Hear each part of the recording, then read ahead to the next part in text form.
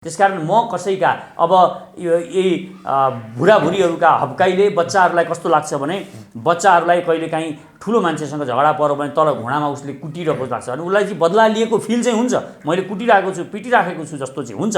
तर त्यो बच्चाको कुटाइ भनेको त्यो ठुलोको लागि केही पनि हुँदैन। ज्ञानेन्द्र भनेको पञ्चायत कालदेखि नै एक कुख्यात मानिस हुन्, पञ्चायतका कुख्यात थिए नि, पञ्चायत कालमै थिए। र एउटा कुरा के छ भने यिनलाई ज्योतिषीले मूल्या पनि भनेको थियो। हेर्नुहोस्, मूल्या जन्मेको छ र मलाई त्यति ज्योतिषीमा त विश्वास लाग्ने होइन, ज्योतिष विद्यामा, तथापि पनि यो कुरा जनतालाई म बताइदिन चाहन्छु। यिनलाई मूल्या भनेको थियो र यिनले एक दिन यो मान्छेले देश सिद्ध्याउँछ भनेको थियो। हेर्नुहोस्, पूर्व राजा ज्ञानेन्द्रले एक दिन देश सिद्ध्याउने मान्छे यही हुन्छ भनिएको थियो। यो अहिले राजावादीहरू भनेर जम्मै यो इन्डियाको खेल हो।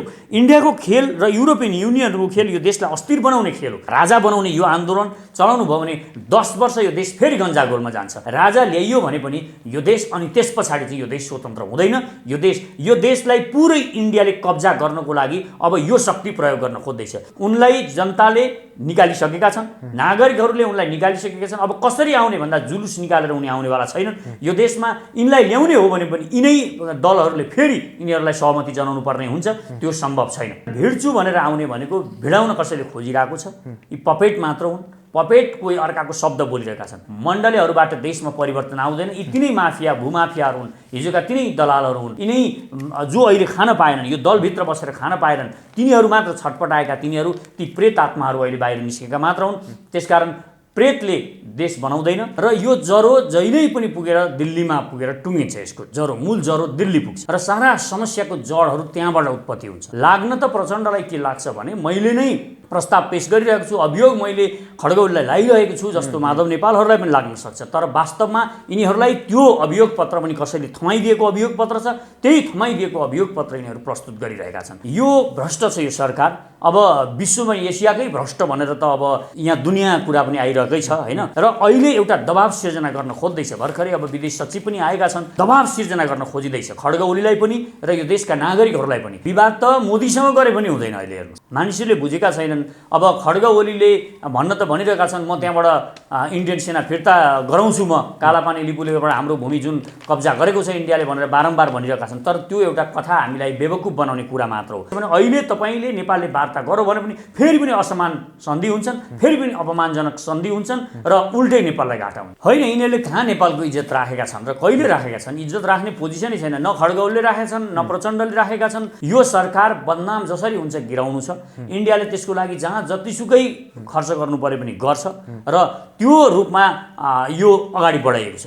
त्यसकारण खड्गौली आफै गतिलो मान्छे होइनन्। फेरि बालुवाटार बेच्नेहरू यिनका मन्त्री हुँदै गएका छन्। तपाईँ एउटा मान्छे मरो भनेर तपाईँ घाटमा मान्छे लिएर जानुहुन्छ, मरेको मानिसलाई, कथम कदाचित त्यो मरेको होइन रहेछ, मानौ त्यो जिउँदै रहेछ भने पनि त्यसलाई घरमा ल्याइँदैन क्या, त्यसलाई उता मनोकामनातिर कता कता पठाउने पुरानो चलन छ। राज संस्थाको जुन परिकल्पना गरिएको छ यो एउटा दर्शन हुनसक्छ, विचार हुनसक्छ। तर यो देशको यो गन्जागोल सृजना गर्नलाई फेरि पनि तिनै विदेशी तत्त्वहरूको खेल मात्र हो। पुण्य प्रसाई बोल्न छोड्ने मान्छे होइन। हेर्नुहोस्, अब राजावादीहरूले हप्काए भनेर पुण्य प्रसाई बोल्न छोडो भने त म त मोदीसँग लड्ने, इन्डियासँग लड्नुपर्छ, इन्डियासँग लड्न सकिन्छ भन्ने विश्वास लिएर अघि बढेको मान्छे हुँ।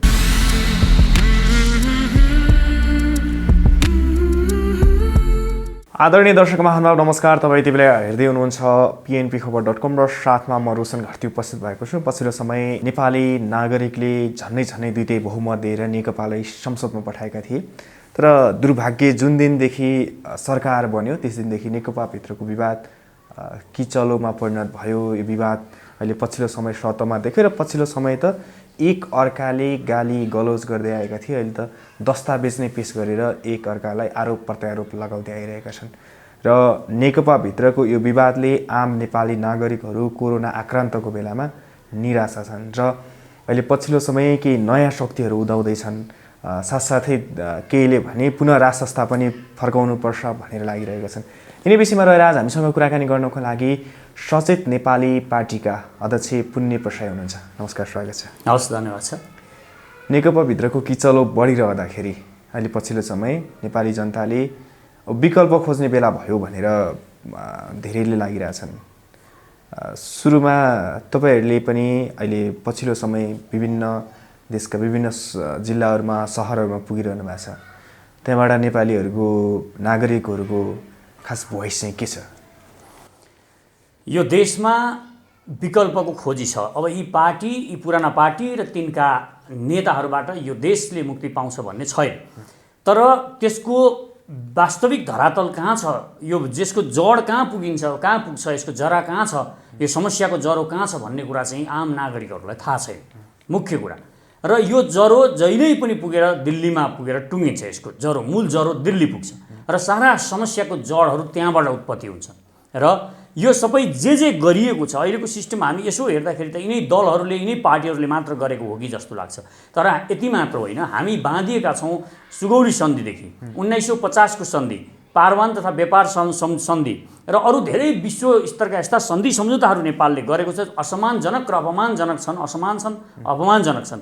ती सन्धि सम्झौताहरूले हामीलाई बाँधेको छ, गाँजेको छ। त्यो कारणले गर्दाखेरि नेपाल अहिले पनि मुक्त छैन। नेपाल मुक्त नहुनु भनेको के हो भने नेपालको सत्ता कुनै पनि इन्डियाले र युरोपियन युनियन र अमेरिकाले कुनै पनि बेला चाहेको बेला ढाल्न परिवर्तन गर्न सक्छ। अहिले यो सबै जोड घटाउ भनेको यो यसैको परिणाम हो, अर्थात् विदेशीको चलखेल हो। लाग्न त प्रचण्डलाई के लाग्छ भने मैले नै प्रस्ताव पेश गरिरहेको छु, अभियोग मैले खड्गौलीलाई लगाइरहेको छु जस्तो माधव नेपालहरूलाई पनि लाग्न सक्छ। तर वास्तवमा यिनीहरूलाई त्यो अभियोग पत्र पनि कसैले थमाइदिएको अभियोग पत्र छ, त्यही थमाइदिएको अभियोग पत्र यिनीहरू प्रस्तुत गरिरहेका छन्। अर्थात् के भनौँ भने यो देशमा जुन भ्रष्टाचारको गन्जागोल छ, यो तलदेखि माथिसम्म, सिंहदरबारदेखि गाउँ-गाउँसम्म यो भ्रष्टाचार व्यथिति यति झाँगिनुको कारण भनेको यो पार्टीहरूलाई यो रूपमा पुर्याउने विदेशी शक्ति पनि छ। र यी पार्टीहरू केवल सत्तालाई नै सर्वोच्च मान्ने भएको कारणले यिनीहरू सत्ताभन्दा बाहिर गएर सोच्न पनि सक्दैनन्, र जो सत्ताभन्दा बाहिर गएर सोच्न सक्दैन, पद मात्रै पाउने चाहन्छ, त्यसलाई जसुकैले खेलाउन सक्छ र यिनीहरू अडान लिन सक्दैन। त्यसो भए अहिले नेकपा भित्रको किचलो जुन विवाद छ त्यो विवाद चाहिँ आन्तरिक विवाद होइन कि यो आयातित विवाद? आन्तरिक पनि हुन्छ, यसमा केही अहङ्कारले काम गर्छ, त्यो नगर्ने होइन। तर मुख्य कुरा के छ भने यो आयातित छ। यसलाई तपाईँको बाहिरबाट यिनीहरूलाई दम दिने, चाबी दिने भनिन्छ, तलबाट तानिदिएको छ, चाबी दिएको छ र यिनीहरू गुटुङटुङ कुदेका छन्।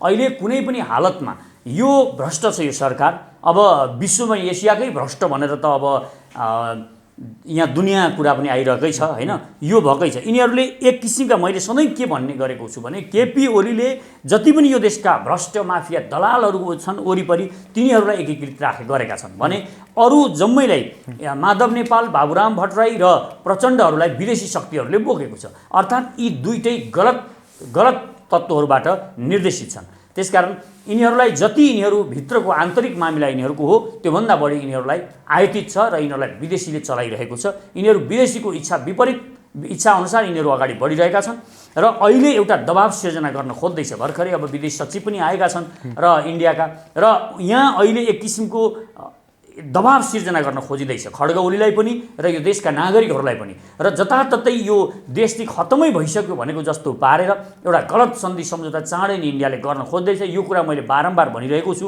यो कुरामा पनि ख्याल गर्नु नेपाली जनताको अहिलेको महत्त्वपूर्ण कुरा हो भन्ने मलाई लाग्छ। भनेको भारतीय विदेश सचिव हर्षवर्धन श्रृङ्गला जुन नेपाल 2 दिनको पाहुना बनिरहेका छन्, यसले चाहिँ जुन नेपाल भारतको विवाद थियो त्यो विवाद समाधान हुँदैन। कहाँ विवाद समाधान हुन्छ? विवाद त मोदीसँग गरे पनि हुँदैन। अहिले हेर्नुहोस्, मानिसहरूले बुझेका छैनन्। अब खड्ग ओलीले भन्न त भनिरहेका छन् म त्यहाँबाट इन्डियन सेना फिर्ता गराउँछु, म कालापानी लिपुलेबाट हाम्रो भूमि जुन कब्जा गरेको छ इन्डियाले भनेर बारम्बार भनिरहेका छन्। तर त्यो एउटा कथा हामीलाई बेवकुफ बनाउने कुरा मात्र हो।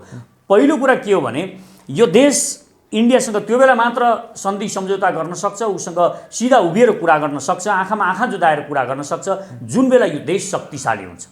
यो देश शक्तिशाली बनाउनलाई हामीलाई रोकिएको छ। अर्थात् 1950 को सन्धिले हामीलाई हतियार किन्न पनि दिँदैन, हामीले उसलाई सोध्नुपर्ने हुन्छ। यो देशको सेनालाई शक्तिशाली बनाउन पनि हामी सक्दैनौँ, यो देशको विकास पनि गर्न हामी सक्दैनौँ। यो कुरा हामीले बुझेका छैनौँ। यही कुरा सचेत नेपालीले देशभरि बुझाइरहेको छ। अहिले म यो देशको विकास गर्छु, यो देशमा उद्योग धन्दा खोल्छु भन्दा पनि हामी त्यो गर्ने पोजिसनमा छैनौँ, यो गर्न सक्दैनौँ। त्यसकारण हामी जुन दिन आँखामा आँखा जुदाएर बोल्न सक्ने खालको शक्तिशाली यो देशलाई बनाउँछौँ, यो देशलाई समृद्ध बनाउने हामी उद्योग धन्दा खोल्ने लाइनमा अगाडि बढ्छौँ, गर्छौँ खालि किनेका भरमा। जुन रेमिटेन्स आएको छ त्यो हामी गाडी किन्न र साडी किन्नमा जबसम्म सक्दैनौँ पैसा त्यो उद्योगमा सञ्चालन गर्नमा लगाउँछौँ र बेरोजगार युवाहरूलाई हामी यो देशमा रोजगारी सृजना गर्ने वातावरण बनाउँछौँ, तब मात्र हामी इन्डियासँग आँखामा आँखा जुदाएर वार्ता गर्न सक्छौँ। र वार्ता गरेर मात्र हुँदैन। फेरि मुख्य कुरा के छ भने अहिले तपाईँले नेपालले वार्ता गरौँ भने पनि फेरि पनि असमान सन्धि हुन्छन्, फेरि पनि अपमानजनक सन्धि हुन्छन् र उल्टै नेपाललाई घाटा हुन्छ। त्यसो भए अहिले जुन भारतीय विदेश सचिव नेपाल भ्रमणका क्रममा रहेका छन् उनीसँग चाहिँ सीमा विवादको समस्याको विषयमा इपिजी प्रगतिको विवरणको विषयमा छलफल नभएर अन्य कुनै सम्झौताको विषयमा कुराकानी हुन्छ प्रधानमन्त्रीसँग भेटेर? अहिले यो दबाब सिर्जना भयो भन्ने उनीहरूलाई लाग्दैछ। अब अहिले यो सरकार पनि फालिने हो कि भने जस्तो उनीहरूले पारेका छन् इन्डियनहरूले। उनीहरू त अस्थिरता सिर्जना गर्न सके भन्ने उनीहरूलाई लागेको छ, अस्थिरता सिर्जना गरेका पनि छन्, उनीहरूलाई विश्वास बढेको छ। अहिले इन्डियाको आत्मविश्वास बढेको छ। हिजो आत्मविश्वास थिएन, दुनियाँमा इन्डियाको बेइज्जत भइरहेको थियो नेपालको कारणले, तर अहिले उनीहरूको आत्मविश्वास बढेको छ। र यही बखतमा यो दुनियाँ गन्जागोल देखाएर यो विदेश सचिव आएर यो केही कुरा यस्तो भन्नेवाला छन् खड्ग ओलीलाई भनिरहेका छन् जुन सन्धि सम्झौता यो देश गलत सन्धि सम्झौताको लागि उनले उकास्नु छन्। यदि त्यो माने गलत नेपाल अपमानजनक सन्धि गर्नको लागि असमान सन्धि गर्नको लागि खड्ग ओली माने भने यी विदेश सचिव राम्रोसँगले जान्छन् र यो सरकार गिराउनमा फेरि इन्डियाले खेल नगर्न सक्छ। तर यदि उनले मानेनन् भने यो देशलाई अपमान हुने किसिमको सन्धि गर्न मानेनन् भने मलाई लाग्छ यो देशमा फेरि पनि यो सरकार गिराउनमा उनीहरू लागि नै रहनेछन् र लाग्नेछन्। यो सरकार जसरी पनि उनीहरू गिराउनेछन् यो विश्वास छ। तर केही दिन अगाडि केही समय अगाडि मङ्सिर 27 गतेको सचिवालय बैठकमा नेकपाका कार्यकारी अध्यक्ष पुष्पकमल दाहाल प्रचण्डले प्रतिवेदनमा प्रधानमन्त्री केपी शर्मा ओलीले भ्रष्टाचारको अनेक प्रकरण तर प्रधानमन्त्रीबाटै निर्दोष घोषणा भनेर आरोप लगाएका थिए। त्यसको केही समयमा नै ट्रान्सपरेन्सी इन्टरनेसनलले एसियाको सबैभन्दा बढी भ्रष्टाचार देश भनेर नेपाललाई गरेको छ र ट्रान्सपरेन्सी इन्टरनेसनलमा हाम्रो प्रधानमन्त्रीको नामै तोकेर भ्रष्टाचारलाई संरक्षण गरेको भनेर यो निकाल्नु कतिको लज्जास्पद कुरा हो? होइन, यिनीहरूले कहाँ नेपालको इज्जत राखेका छन् र कहिले राखेका छन्? इज्जत राख्ने पोजिसनै छैन। न खड्ग ओलीले राखेका छन्, न प्रचण्डले राखेका छन्, यी कुनैले, न माधव नेपालले, बाबुरामले कसैले पनि राखेका छन्। यो देशमा बाबुरामको पालामा पनि यति नै भ्रष्टाचार थियो, शेरबहादुरको देउमा पनि यस्तै थियो, यो अहिले पनि त्यही रूपमा छ। यो त्यही रूपमा हुनुको मतलब यो मत पनि सबै नागरिकको मत हो। उनीहरूले सर्वेक्षण गरेका हुन् र 58%ले भ्रष्ट यो सरकार भ्रष्ट हो भनेको। तर पुष्पकमल दाहाल प्रचण्डले त्यो आरोप लगाइरहँदा त्यो ट्रान्सपरेन्सी इन्टरनेसनलले पनि त्यसरी प्रतिवेदन निकाल्नु चाहिँ सुनियोजित लाग्छ कि तपाईँलाई? प्रधानमन्त्रीका उहाँको आसेपासेहरूले जसरी भनेका छन् यो सुनियोजित तरिकाले प्रधानमन्त्रीको बेइज्जत गर्न निकालियो भने जस्तै के यो ठ्याक्कै हो कि तपाईँले कसरी लिनुभएको छ? होइन, यसलाई अब सुनियोजित होइन भन्न पनि सकिँदैन। यहाँ कुनै पनि यो देशमा कुनै पनि क्रियाहरू हुन्छन् भने सुनियोजित नै हुन्छन्, योजनाबद्ध गरिन्छ। सानो सानो कुरा पनि यहाँ योजना माइक्रो म्यानेजमेन्ट गर्ने लाइनमा छ भनेपछि यो सरकार बदनाम जसरी हुन्छ गिराउनु छ। इन्डियाले त्यसको लागि जहाँ जतिसुकै खर्च गर्नु परे पनि गर्छ र त्यो रूपमा यो अगाडि बढाइएको छ। त्यसकारण खड्ग ओली आफै गतिलो मान्छे होइनन्। फेरि यो कुरा पनि बुझ्नु जरुरी छ। खड्ग ओलीका वरिपरिका मान्छे गतिला छैन। मैले अघि पनि भनिहालेँ, यिनले माफिया र भ्रष्टहरूलाई संरक्षण दिएका छन् र त्यो संरक्षण ती भ्रष्टहरूलाई संरक्षण दिएको कारणले यिनी टिकेका छन्। त्यो सत्य कुरा हो। यो देशका हरेक नागरिकहरूलाई यो थाहा छ। यति भ्रष्ट, यति बालुवाटार बेच्नेहरू यिनका मन्त्री हुँदै गएका छन्। हेर्नुहोस्, भनेपछि यता प्रचण्ड माधव नेपालहरूलाई चाहिँ विदेशी शक्तिहरूले, विदेशी दलालहरूले समाएर राखेको छन्। त्यसकारण यी दुईटै गलत तत्त्व हुन्। त्यसकारण अब नयाँ शक्तिको खोज गर्नुपर्छ। युवा जुन हामीले युवाहरूलाई अगाडि बढाएर सचेत नेपालीको जुन मिसन लिएर अगाडि बढेका छौँ, अब सचेत नेपाली जस्तो एउटा नेपालमै दर्शन विकास गरेको एउटा नयाँ पार्टी हामीले अगाडि बढाउनुपर्छ भन्ने मलाई लाग्छ। ट्रान्सपरेन्सी इन्टरनेसनलले नेपाली जनताको धारणा लिँदाखेरि 50% नेपाली जनताले चाहिँ राष्ट्रपति र प्रधानमन्त्रीकै संलग्नतामा देशमा भ्रष्टाचार बढेर गयो, मौलाएर गयो भने नेपाली जनताले 50%ले प्रधानमन्त्री र राष्ट्रपतिको स्वयं संलग्नतामा भने पछाडि नेपाली जनताहरू त यी नेताहरूबाट निकै नै निराशामा परिणत भयो नि, होइन? तपाईँहरूलाई चाहिँ त्यो सहरहरूमा जाँदाखेरि, गाउँ गाउँमा जाँदाखेरि, जिल्लामा जाँदाखेरि उनीहरूले के भन्छन्? तपाईँहरूबाट हामीलाई त सिधै उहाँहरूको प्रस्ताव छ, जति सक्दो छिटो अगाडि बढ्नु पर्यो भन्ने नागरिकहरूले हामीलाई भन्ने कुरा यो। अब हामीले जति ढिलो गर्छौँ यो देश त्यति नै दुर्गति र अँध्यारोमा भासिन्छ भन्ने कुरा नागरिकहरूलाई थाहा छ, हरेक नागरिकहरूलाई थाहा छ। त्यसकारण यही कारणले गर्दा गलत दिशातिर पनि नागरिकहरू उन्मुख हुन सक्छन्, एउटा नयाँ गलत दिशा अतिवादतिर लाग्न सक्छन्। त्यसकारण सचेत नेपालीले अहिले देशभरिको नागरिकहरूको यो भावना बुझेको छ र सचेत नेपाली देशका नागरिकहरूलाई जोड्दैछ पनि, र जो यो देशमा विकृति छ, विसङ्गति छ भनेर यसरी अगाडि बढिराख्नु भएको छ, आफ्ना मतहरू दिइराख्नु भएको छ, तपाईँहरू यो सच्याउन पनि चाहनुपर्छ। तपाईँहरूले हामीले गल्ती छ, भ्रम छ, अँध्यारो छ मात्र भनेर हुँदैन, अँध्यारो हटाउनको लागि हामीले टुकी बाल्ने साहस पनि गर्नुपर्छ। त्यही साहस सचेत नेपालीले गरेको छ। हामी टुकी बाल्दै देशभरि दौडामा छौँ र हामीसँग जोडिनुस्, हामीसँग स्पष्ट नयाँ दृष्टिकोण छ। यी जति पनि अहिलेका पार्टीहरू छन्, जति पनि दलहरू छन्, यिनका वादहरू, यिनका विचारधाराहरू सबै विदेशको भूमिमा बनेका हुन् र ती विदेशको भूमिमा बनेको विचारहरूबाट यो देश बन्न सक्दैन। यो देश बन्नको लागि नेपालको विचारधारा चाहिन्छ। त्यही सर्वपहिचानवाद हामीले यही भूमिमा आविष्कार गरेका छौँ। नागरिक समाजवाद र समतावादको एउटा विश्व दृष्टिकोण लिएर आएका छौँ। यसले यो देशलाई मुक्त गराउन सक्छ र हामीले चाहेको जस्तो युवा शक्तिलाई लिएर हामी साँच्ची नै यो देशलाई हामीले परिकल्पना गरेको जस्तो देश बनाउन सक्छौँ र त्यसको लागि केही बलिदान दिन जरुरी छ, केही निरङ्कुश हुन, केही अलिकति कठोर हुन पनि जरुरी छ। प्रधानमन्त्री केपी शर्मा ओलीको नाम भ्रष्टाचारी भनेर नामै तोकेर त्यसरी प्रतिवेदन सार्वजनिक गर्दा त तपाईँहरूलाई तेस्रो विकल्पको रूपमा उदय हुनलाई सहज त भयो, तर यतातिर राजावादीहरूले हामी फेरि पुरानै राज संस्था फर्काउँछौँ भनेर भनिरहेका छन्। तपाईँ हाम्रो संवादको क्रममा तपाईँले उनीहरूको त्यो सम्भावना छैन भन्दाखेरि तपाईँलाई धेरै धम्कीहरू आए सामाजिक सञ्जाल मार्फत। होइन, अँध्यारोमा फर्किन सकिँदैन कि।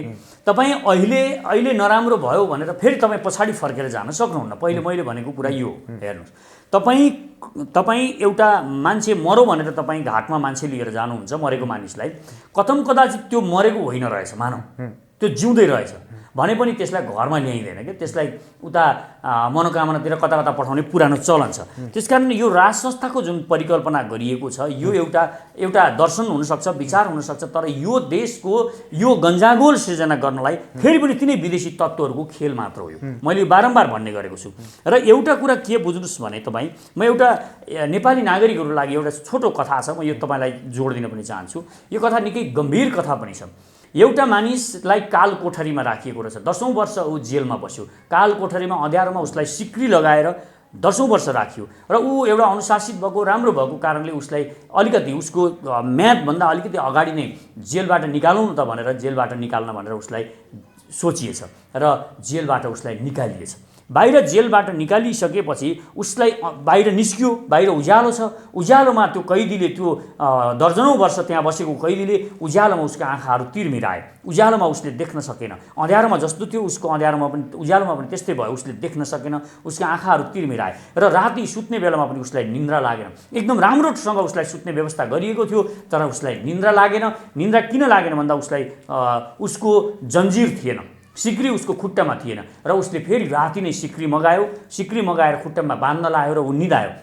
र भोलिपल्ट बिहान उसले भन्यो, म बाहिर निस्किन चाहन्न, म यो जेलबाट मुक्त हुन चाहन्न, मलाई फेरि त्यही अँध्यारो काल कोठरीमा लिएर जानुहोस् भन्ने एउटा कथा छ। यो विश्वप्रसिद्ध कथा हो। हेर्नुहोस्, अहिलेको यो सोच भनेको, नागरिकको यो सोच भनेको यो विद्वेषबाट, जनताहरूको जुन एउटा निराशाको भावना छ, यो भावनामा खेल्न खोजिएको र हामी अब फेरि यसरी राज संस्था फर्काउँछु, म पछाडि जान्छु भन्नु भनेको चाहिँ त्यही अँध्यारोतिर फर्किनु, फेरि काल कोठरीमा फर्किनु। तर तपाईँ अर्को नयाँ विकल्पको रूपमा अगाडि सरिरहँदाखेरि राजावादीहरूले तपाईँलाई जुन प्रकारले धम्काए त्यस पछाडि तपाईँ बोल्न छोड्नुभयो भन्ने आरोप लागिरहेछ नि तपाईँलाई।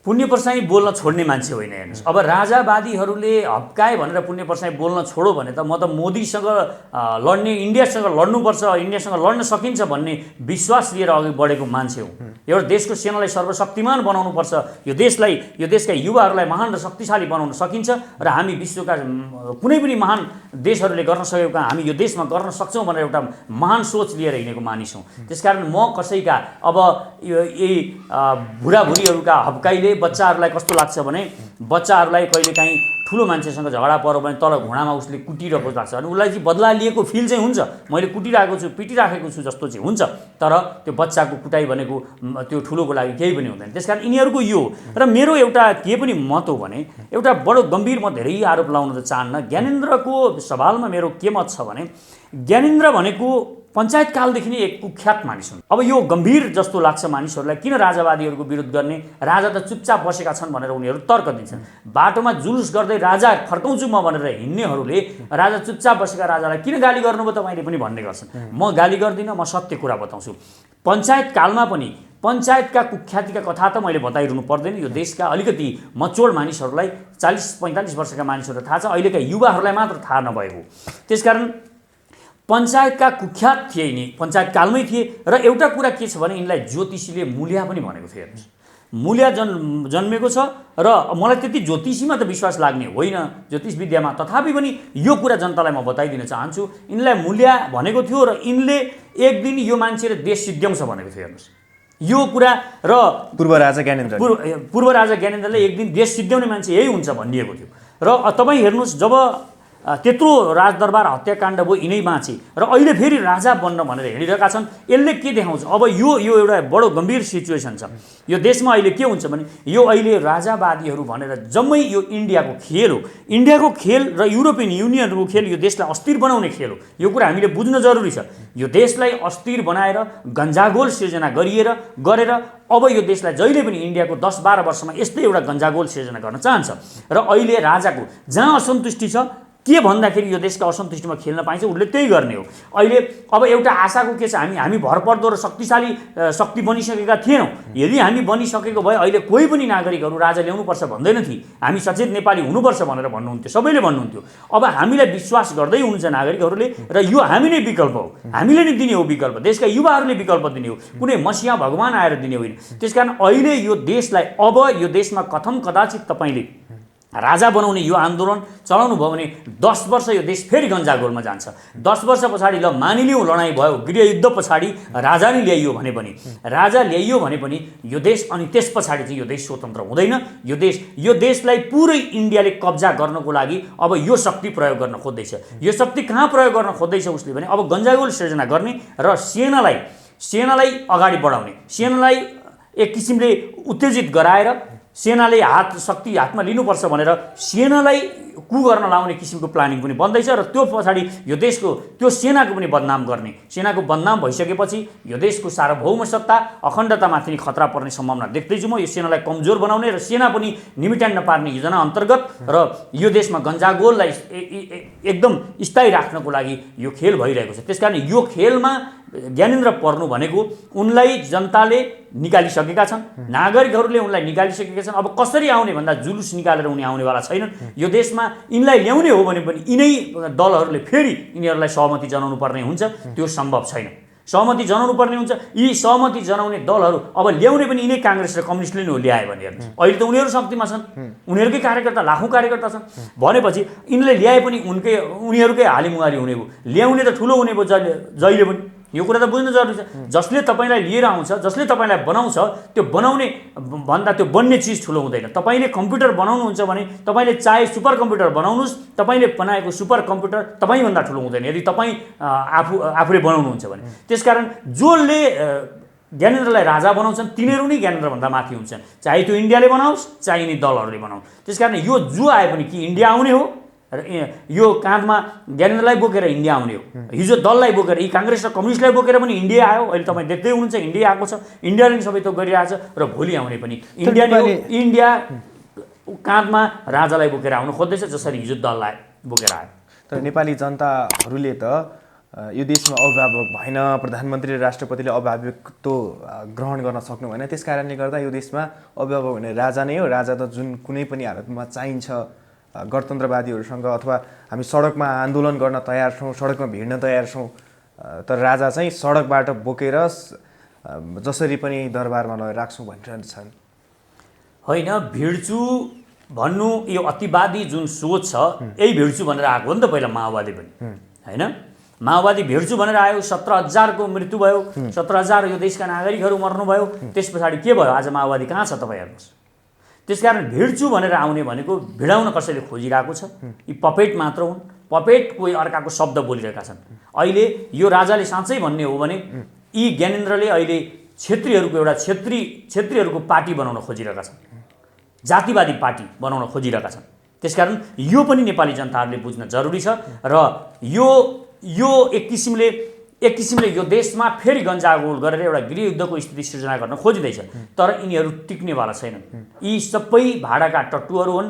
मण्डलीहरू कस्ता हुन्छन् हामी सबैलाई थाहा छ। मैले पनि देखेको छु मण्डलीहरूको हैसियत। त्यसकारण मण्डलीहरूबाट देशमा परिवर्तन आउँदैन। यी तिनै माफिया भूमाफियाहरू हुन्, हिजोका तिनै दलालहरू हुन्। यिनै जो अहिले खान पाएनन्, यो दलभित्र बसेर खान पाएनन्, तिनीहरू मात्र छटपटाएका, ती प्रेत आत्माहरू अहिले बाहिर निस्केका मात्र हुन्।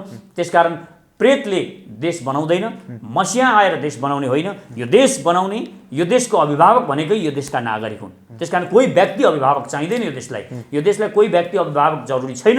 यो देशका नागरिकहरू नै यो देशको अभिभावक हुनुहुन्छ, सार्वभौम हुनुहुन्छ। यो देशका नागरिक नै यो देशको शक्ति हो। त्यसकारण हामी सबै नागरिकहरू, युवाहरू जुटौँ, सचेत नेपालीमा एकजुट भएर हामी अगाडि बढौँ। मलाई विश्वास छ हामी परिवर्तन गर्न सक्छौँ। यो अविश्वासीहरूले, आफू केही गर्न नसक्नेहरूले केही गर्न सक्दिन भन्ने भएपछि उहाँहरूले आफूलाई एउटा कोही मसिया आएपछि, कोही भगवान आएपछि पो भन्छ कि यो देश भन्ने ठानेको। कतिले भोलि भगवान आएर देश बनाउनुहुन्छ भने यहाँ धर्म बेच्न खोजिरहेका छन्। धर्मको आडमा ज्ञानेन्द्र राजा बन्ने प्रयास गरिरहेका छन्। त्यसकारण यिनले धर्म बचाउने पनि होइन, धर्मको पुनर्स्थापना पनि सचेत नेपालीले गर्छ।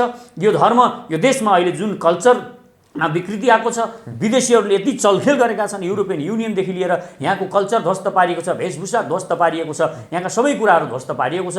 त्यो सबै भनेको यिनै मानिसहरू, यी अहिले जो उफ्रिरहेका छन् यिनीहरूकै हात छ। तर देशभरबाट नागरिकहरू स्वतस्फूर्त रूपमा राजा हो, देश बचाऊ, राजा चाहिन्छ यो देशको लागि भनेर देशैभरि सडकभरि मोटरसाइकल र्याली भयो नि त। यसले त केही न केही खतराको घन्टी त बज्यो भन्ने सङ्केत बुझ्नुपर्छ हामीले।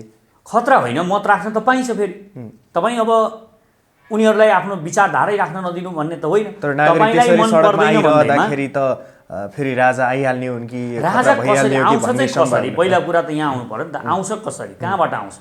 कुन दुलोबाट आउँछ? नागरिकले त सडकबाट हामी बोकेर नारायणहिटीमा लगेर राख्छौँ भनेर भनिरहेछन्। हामी यिनीहरू राजालाई ल्याउन खोजिरहेका छन्। तर सचेत नेपालले के गर्न खोजिरहेको छ त्यो पनि त जनतालाई बुझाउनु पर्यो नि त। सचेत नेपालले के गर्न खोजिरहेको छ भने हामी एउटा राष्ट्र प्रमुख यस्तो बनाउन खोज्दैछौँ जो हामी यो जातिगत रूपमा पनि क्लस्टर वाइज हामीले एकपटक दलितको राष्ट्रपति हुने अनिवार्य गर्ने, एकपटक जनजातिको राष्ट्रपति हुनुपर्ने राष्ट्र प्रमुख, एकपटक आर्यन समुदायबाट र एकपटक मधेसबाट हामी यसरी यो देशलाई जोड्न खोजिरहेको छ सचेत नेपालीले।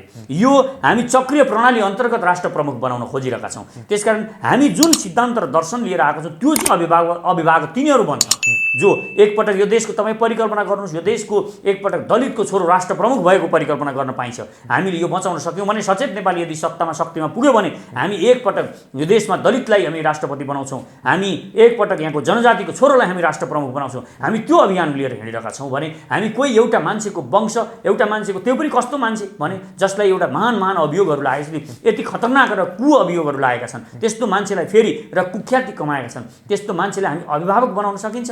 त्यो सकिँदैन, सम्भव छैन। तिनको छोरो हेर्नुहोस् त्यसपछि र बनाउने नै हो भने वार्ता गर्न सकिन्छ भने वार्ता गर्ने हो, साँच्चै नै छलफल गराउने हो। पहिला हामीले जुन एउटा परिकल्पना गरेका थियौँ रानीको, महिलाहरूलाई मात्र बनाउने भनेर हामीले परिकल्पना गरेका थियौँ, रानी ल्याउने र रानी राष्ट्र प्रमुख हुने र सधैँ रानी नै हुने, रानी मात्र हुने र त्यो वीरेन्द्रका छोरीका छोरी नातिनीहरू वीरेन्द्रका नातिनीलाई रानी बनाउने र सधैँ त्यो गर्ने भनेर हामीले भनेका थियौँ। हो, त्यसमा वार्ता गर्न सकिएला।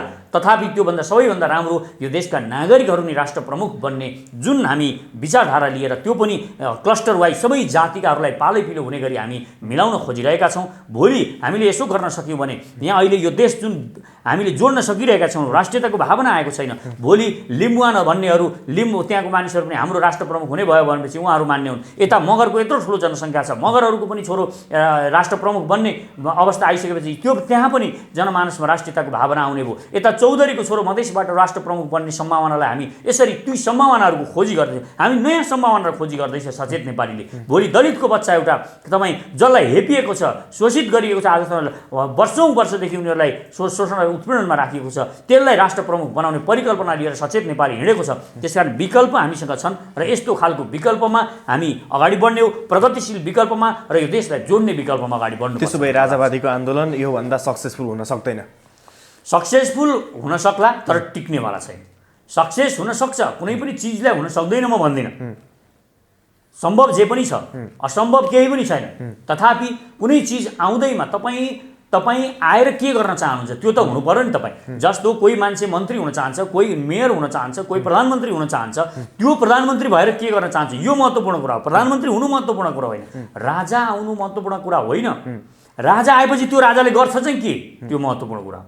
गर्न के सक्छन् त्यो महत्त्वपूर्ण कुरा। त्यसकारण राजा आउनु नआउनु भन्दा पनि राजा आएपछि आउने कि हामीले जुन राष्ट्र प्रमुख, हामी जुन क्लस्टर वाइज नयाँ चक्रीय प्रणाली अनुसार राष्ट्र प्रमुख बनाउन खोजिरहेका छौँ, त्यो कति दूरगामी र कति दूरदृष्टिवाला दृष्टिकोणवाला भिजन छ, यसमा विचार गरौँ। नेपाली नागरिकहरूलाई मेरो यसमा विचार गर्नको लागि अनुरोध गर्छु। म यो देशको नागरिक दलितलाई राष्ट्र प्रमुख बनाउने, प्रधानमन्त्री बनाउने परिकल्पना लिएर पुण्य पर्छ हिँडिरहेको छु। म यो देशको गुरुङ मगरको छोरो, लिम्बू राईको छोरोलाई म राष्ट्र प्रमुख बनाउने सोच लिएर हिँडिरहेको छु। त्यसकारण म चौधरीको छोरोलाई, मुसरको छोरोलाई राष्ट्र प्रमुख बनाउने एउटा महान सोच लिएर हिँडिरहेको छु। त्यसकारण म कसरी पछाडि फर्केर म एउटा मान्छेलाई, एउटा वंशलाई, कुनै एउटा मान्छेलाई राजा बनाउने भनेर म हिँड्न सक्छु? म सक्दैन। सचेत नेपाली हिँड्न सक्दैन। त्यसकारण हाम्रो सोच भनेको एउटा महान सोच छ। त्यो महान सोचमा नेपाली नागरिकहरूले अन्ततः हामीलाई साथ दिनुहुन्छ भन्ने मलाई विश्वास छ।